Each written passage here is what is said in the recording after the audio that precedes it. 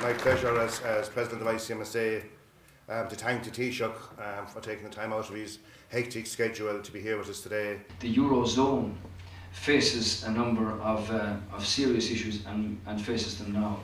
I understand that Prime Minister Cameron was in Germany yesterday speaking to the Chancellor, as was the Danish Prime Minister, I think, the day before.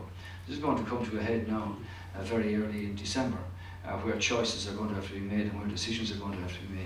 From our point of view, we believe that we should use all the tools and all the facilities that are there now to deal with this financial crisis, so that we're not in a situation where Europe is market-led instead of led by governments elected by the peoples. I think there are many ministers and others indeed in the European Parliament who would suggest that trying to have a final document implemented at firm level by January the 1st, 2014 is frankly unachievable.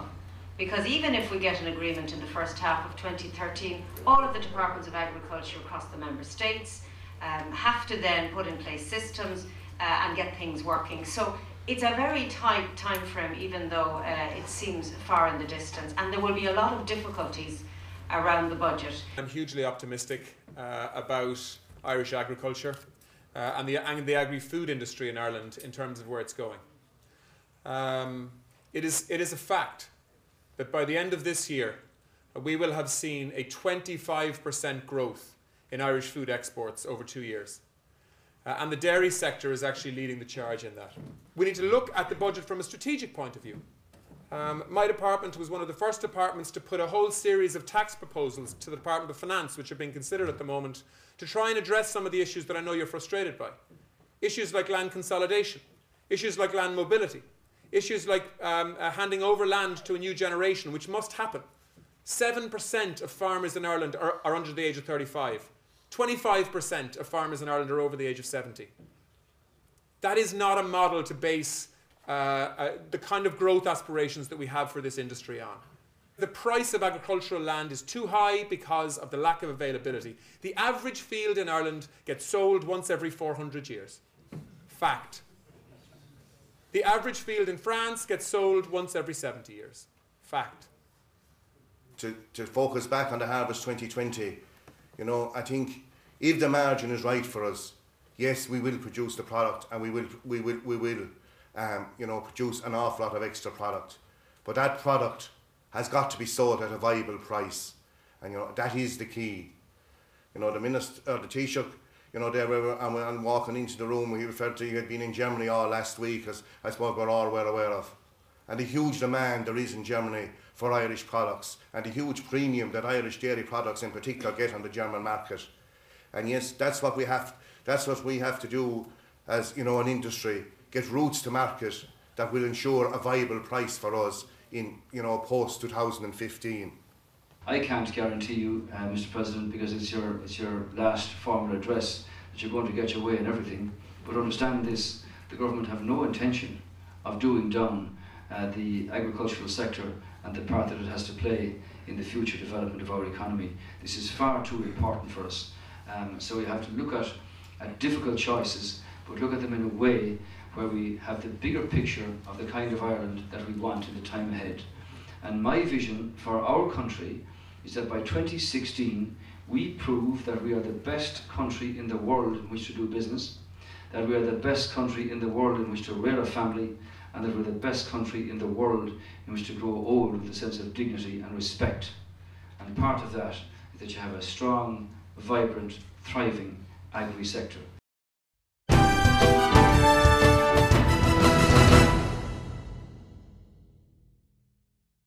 So, without further ado, I'd introduce you to our President, Mr. Jackie Cahill, to make his presentation to you here this afternoon. Thank you very much, ladies and gentlemen.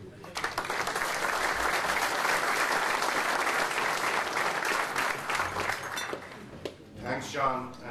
You know, it is my pleasure as President of ICMSA to thank the Taoiseach for taking the time out of his hectic schedule to be here with us today, and you know, for the Minister for Agriculture, and I suppose our two agricultural MEPs, Murray and Liam, and as an association we very much appreciate they coming to our AGM today. And I suppose, you know, it is a symbol of how important our sector has become to the whole economy, that, you know, we have such a representative of our public representatives here today. I suppose in the past, you know, we were becoming the forgotten sector.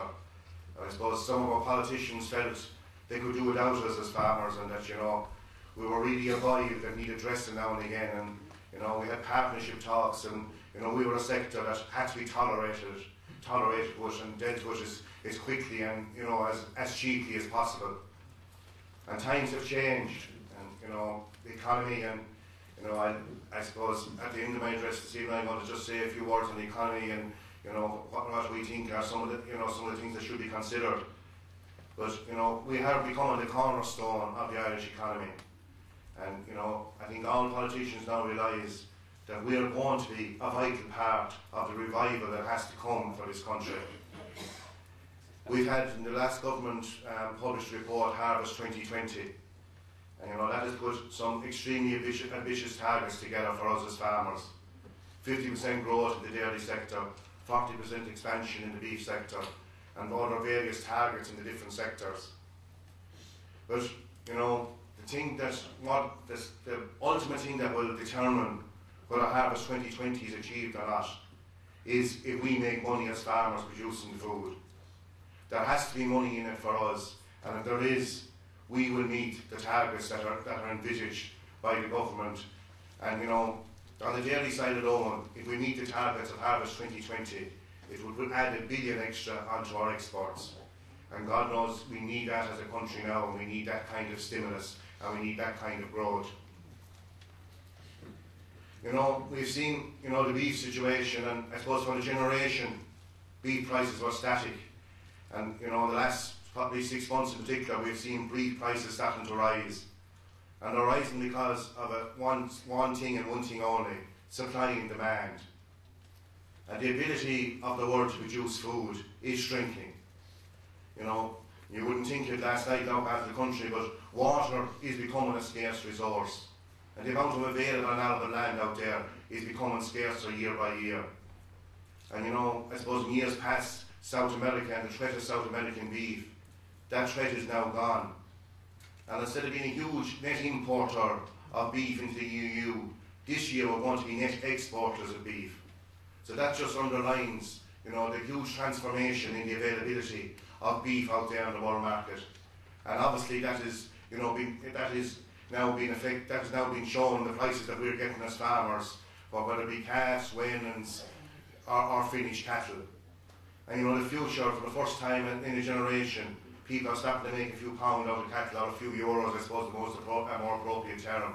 And there's confidence coming back into that sector. And, you know, on the dairying side, you know, I stood in front of this AGM 2 years ago, and it was a very depressed gathering of members. We were in the basement, we were producing milk at under the cost of production, and the future looked bleak. You know, thankfully, it's a completely different scenario in the back end of 2011. There is a margin there for us as dairy farmers. And, you know, only for the spancel of quotas this year, we would have produced an awful lot more milk in this country. And I suppose, you know, to focus back on the Harvest 2020, you know, I think if the margin is right for us, yes, we will produce a product, and we will you know, produce an awful lot of extra product. But that product has got to be sold at a viable price, and, you know, that is the key. You know, the Taoiseach, you know, when I'm walking into the room, he referred to being in Germany all last week, as I suppose we're all well aware of. And the huge demand there is in Germany for Irish products, and the huge premium that Irish dairy products in particular get on the German market. And yes, that's what we have to do as, you know, an industry, get routes to market that will ensure a viable price for us in, you know, post 2015. You know, I suppose there's a lot of issues on the dairy side that need to be sorted out, and, you know, some of them have to be sorted out by us as farmers, and, you know, I won't say they don't concern the government, but as regards processing and the processing facilities, who's going to pay for them, you know, all those issues need to be sorted out by us as farmers with our individual processors. But there is issues that the government have to address for us. We're going to be on the world market stage. We're going to be at world prices. Price supports will be meaningless for us going forward if we are to survive. Price supports mean 20 cents a litre, and none of us can stay in business at that. So the government have to ensure that we can be competitive as farmers.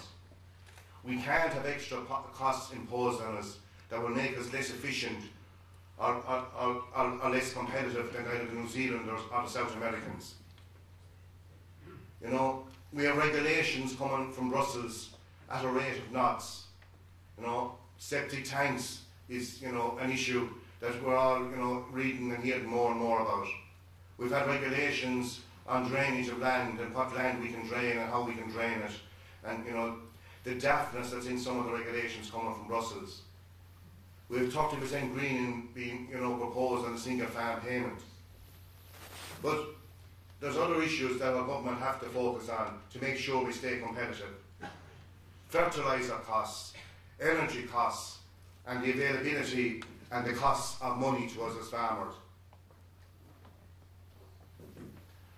In 2009, fertiliser prices followed the price of milk downwards. And since milk price started to go back up, fertiliser prices have followed it in sequence. And like we often talked about the cartel in the beef industry, but the government need, and at European level, to establish why this happens with fertiliser prices. And it is as clear as nightfall is day that there is a cartel on fertiliser prices. And fertiliser is a huge component of our costs and a huge factor in keeping us efficient. And, you know, the government need to examine why prices rise and fall in this manner. And as soon as we start to get a reasonable price for the product that we're producing, fertiliser prices seem to go through the roof. This needs to be addressed and has to be addressed. Energy costs. You know, we've had a carbon tax introduced in the last year or two. We met the Taoiseach before the last election, and he promised us that there wouldn't be any further increases on the carbon tax side for the agricultural sector. That's essential if we're to stay competitive. We have electricity in this country that's more costly than our competitors across Europe. And we're competing with, you know, we're trying to sell product into those markets. And energy costs, electricity in particular, have got to come down to the average across the EU. And, you know, we have the ESB there, you know, regulation, and we're being told that we have to deregulate. If it takes deregulation to ensure that the cost of energy comes down, that has got to happen. Of course, we'd have concerns about the proposed VAT increases that are coming in the budget, and what would that can do to, you know, that is a worry in trying to remain competitive. It has been a privilege to be president of ICMSA, and, you know, I'm leaving as president, and I suppose there was rough times during the 6 years, but as a whole, as an association, we did our best under my leadership, you know, to serve the needs.